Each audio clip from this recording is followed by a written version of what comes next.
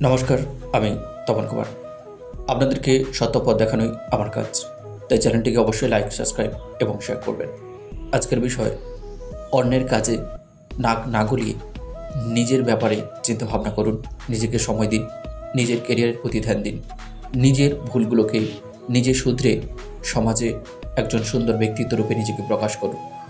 আমাদের সাধারণ মানুষের সবচেয়ে একটা বড় ভুল হচ্ছে আমাদের পারিপার্শ্বিক মানুষগুলো কি করছে তাদের চিন্তা ভাবনাগুলোকে আমরা অ্যানালিসিস করে নিজেরাই সময় নষ্ট করে দিই, অথচ যে সময়টা আমাদের নিজেদের জীবনে দেওয়া উচিত ছিল। একজন মানুষ তার চিন্তাভাবনা, তার কর্মক্ষেত্র, তার পরিকল্পনা আমি জেনে কী করব। আমি যদি আমার নিজের জীবনকে গোছাতে চাই, তাহলে আমাকে নিজের জীবনের প্রতি আকৃষ্ট হতে হবে, আমার নিজের জীবনকে ভালোবাসতে হবে। কারণ অন্যের চলার পথকে বিশ্লেষণ করে আমরা অনুপ্রেরণা নিতে পারি, কিন্তু হিংসে করে কিংবা তার প্রতি একটা কুদৃষ্টি দিয়ে নিজে জ্বলার কোনো মানেই হয় না। আপনি জ্বলছেন, কিন্তু আপনার উত্তাপ আপনার মধ্যেই আছে, ওই মানুষটি কিছুই বুঝতে পারছেন না। অর্থাৎ আপনি নিজেই ক্ষতি করছেন আপনারই কারণে, আপনার ভুল চিন্তার কারণে। একটু চিন্তা ভাবনা পাল্টে নিন।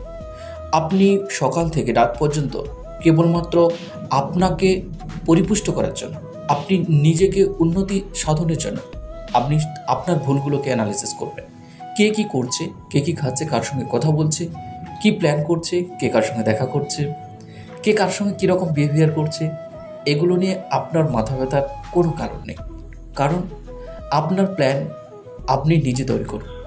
আপনি যদি ওকে অতিক্রম করতে চান, তাহলে ওই মানুষটিকে যদি আপনি হারিয়ে দিতে চান, তাহলে ওর চেয়ে উন্নত মানসিকতা এবং বেটার প্ল্যান আপনাকেই তৈরি করতে হবে। তবেই কিন্তু আপনি হারাতে পারবেন।